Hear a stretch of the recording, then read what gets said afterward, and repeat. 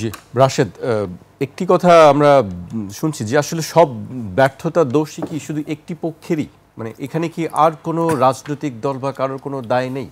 কোন পক্ষ? এই যে সরকারকেই সবাই দায়ী করা হচ্ছে, যে শুধু সরকারই দায়ী, কিন্তু আর কারোর কি কোনো দায় দায়িত্ব নেই?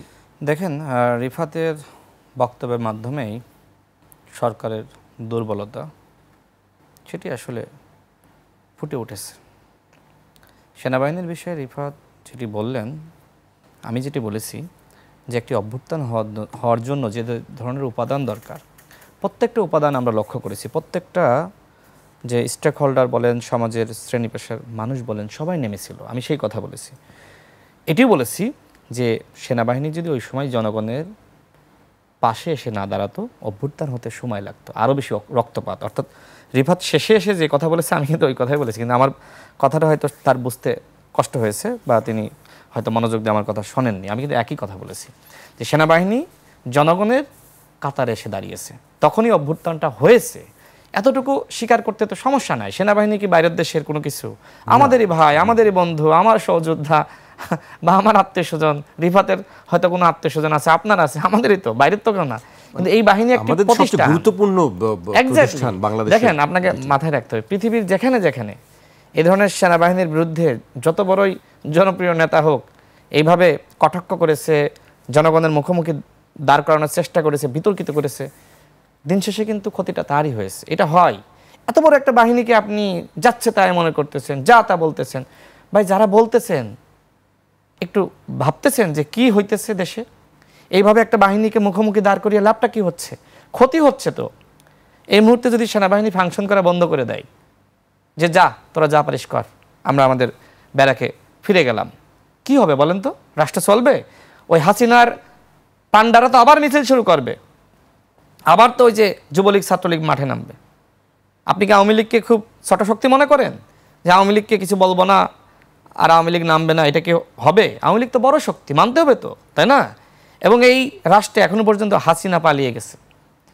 সরকারের দুর্বলতা দেখেন, হাসিনা পালিয়ে গেছে, এরপর দামি রাষ্ট্রপতি, সে কেমনে পালাইলো? কি করলেন আপনারা? প্রতিবাদ এটা নিয়ে করা যাবে না? স্বরাষ্ট্র উপদেষ্টা বলেছিলেন পদত্যাগ করব, সে কি পদত্যাগ করেছে? শাস্তি দিয়েছে? ধরতে পেরেছে? কারা এর সাথে জড়িত? পারে নাই। উবায়দুল কাদের 3.5 মাস বাংলাদেশে আরামে থাকলো, পায়ের উপর পা তুলে খাইলো, নাচলো, ফুর্তি করলো, ধরতে পারলেন না। এখন কন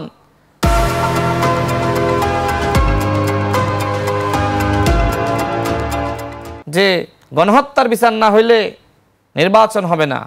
তো বাবারে ভাইরে, আব্দুল হামিদকে দেশে থাকা অবস্থায় কেন অ্যারেস্ট করলা না? কেন? আওয়ামী লীগের দামি এমপিদের তোমরা কেন পাহারা দাও?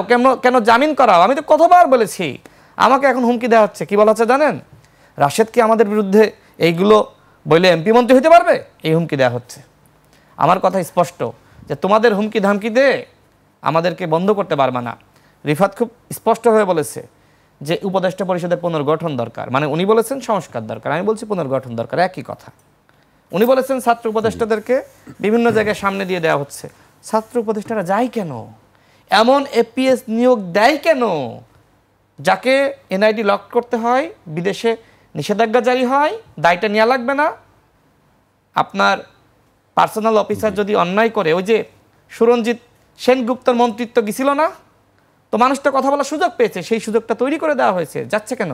মাহফুজকে কে বলছিল শিক্ষা উপদেষ্টাকে বাদ রেখে তুমি যাও? কে বলছিল? আমি বলছিলাম, আপনি বলছিলেন? সে নিজেই তো গেছে। মানে কিছু কিছু জায়গায় মাস্টারগিরি দেখাইতে যায়, মাস্টার মাইন্ড তো মাস্টারগিরি দেখাইতে যায়। তো গণ অভ্যুত্থানের এই শক্তিদেরকে তো সবাই শ্রদ্ধা করতেছিল। নাহিদ ইসলাম গণ অভ্যুত্থানের মুখপাত্র, কে না তাকে শ্রদ্ধা করে? কিন্তু আমার কথা হলো, তাদের উপরে মানুষের দায়িত্বটা কি ছিল? যেটা রিফাত বলেছে তার কথা দিয়ে বলি, সংস্কার, বিচার, নির্বাচন।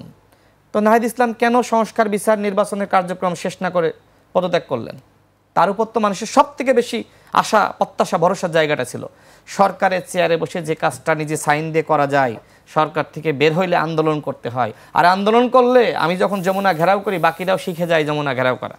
নাহিদ ইসলাম এটা খুব ভালোভাবে পারত, কিন্তু সেটা করেননি। আমরা নাহিদকে এখনও মনে করি যে তিনি, তার উপর যে জনগণের আস্থা বিশ্বাসের জায়গাটা ছিল, তিনি যদি একটি রাষ্ট্র সংস্কারের একটি প্ল্যান, বিচারের রোডম্যাপ বলেন বা নির্বাচনের রোডম্যাপ, দায়িত্বে থাকা অবস্থায় এই কাজগুলো করে পদত্যাগ করতেন, তাহলে রাষ্ট্রে এই বিশৃঙ্খলা বাড়তো না, তৈরি হতো না। কিন্তু এই কাজগুলো আমরা দেখি নাই। এখন যে দুজন উপদেষ্টা আছে, আমার প্রশ্ন হলো আইন মিনিস্ট্রি মানে আইন মন্ত্রণালয় একটি খসড় প্রতিবেদন তৈরি করলো যে সংগঠন হিসেবে আওয়ামী লীগের বিচার হতে হবে। সেটা যখন ক্যাবিনেটে গেল তখন সেটা বাতিল করে দেওয়া হলো। দেখেন আইন মন্ত্রণালয় মানে জনাব আসিফ নজরুল এটা তৈরি করলো, বা সেই কি এসে বাতিল করলো। এটা মানুষকে যে মানে ভূগোল পড়ানো হচ্ছে যে সব কিছুর মূলে নাটের গরু আসিফ নজরুল, তোমরা কিসের গরু। তার মন্ত্রণালয় যখন এটা ক্যাবিনেটে তুললো, সে নিজে তুললো, তখন কিভাবে এটা বাতিল করা হলো। সেই বলেছিল যে এটা রাখবো না, এটা ভুল করে দিয়েছি, এটা রাখবো না, সেই বলেছিল। তো বাকি উপদেষ্টাটা ক্লিয়ার করুক। সেই মিটিংয়ে আমাদের গণ অভ্যুত্থানের নায়করাজ কি ছিল না? ছিল তো, তিনজনই ছিল। ওই সময় যদি শেষ করে দিই 1 মিনিটে, ওই সময় যদি এইভাবে আওয়ামী লীগটা নিষিদ্ধ হয়ে যেত, এত ক্যাসলি হয় না। আজকে ওই সময়ের নিষিদ্ধ না হওয়ার কারণে দেখেন পরবর্তীতে আমরা দেখেছি অনেকে আওয়ামী লীগকে পুনর্বাসন করেছে। আপনি তদন্ত করেন, পেয়ে যাবেন। অনেকে পুনর্বাসন করেছে, আওয়ামী লীগের দামি এমপিদের পাহারা দিয়েছে, জামিন করাইছে। আওয়ামী লীগকে আগামী নির্বাচনের নেওয়ার ব্যাপারে প্রধান উপদেষ্টা নিজেও ইতিবাচক বক্তব্য দিয়েছে। আগামী নির্বাচনে আওয়ামী লীগ অংশ নিবে কি নিবে না সেটা আওয়ামী লীগের দলীয় সিদ্ধান্ত, বলেছে না? বিদেশিদের চাপ ছিল, বিদেশিরা বলেছিল আওয়ামী লীগকে নিষিদ্ধ করা যাবে না। জাতিসংঘের প্রতিবেদনে একই কথা বলা হয়েছিল। আরে ভাই, জাতিসংঘ বলছে মানবতা বিরোধী অপরাধ করেছে, এটা কি কম বড় অপরাধ? 71-এর পরে শেখ মুজিবের নেতৃত্বে একবার গণহত্যা, দ্বিতীয়বার তার কন্যা ডাইনি শেখ হাসিনার নেতৃত্বে আরেকবার গণহত্যা, তৃতীয়বার জয় বা পুতুলের নেতৃত্বে দেশে গণহত্যা আমরা হইতে দিব না। এই কারণে আমরা বলেছি গণ অধিকার পরিষদ 64 জেলায় ডিসির মাধ্যমে প্রধান উপদেষ্টা বরাবর স্মারকলিপি দিয়েছে। আমরা ঢাকায় অসংখ্য কর্মসূচি পালন করেছি, আওয়ামী লীগকে নিষিদ্ধ করতে হবে। দেখেন এই যে নিষেধাজ্ঞা দিয়েছে না, এই নিষেধাজ্ঞা দিয়ে আওয়ামী লীগের কিছু ছিটতে পারেন নাই। আওয়ামী লীগের দরকার ছিল নিষিদ্ধ করা, জাতীয় সংলাপ আহ্বানের মাধ্যমে। সমস্ত ফেসিবাদ বিরোধী শক্তি যদি বলতো যে আওয়ামী লীগকে নিষিদ্ধ করতে হবে, আইন, আদালত, কোর্ট কাছারি কিচ্ছু লাগতো না।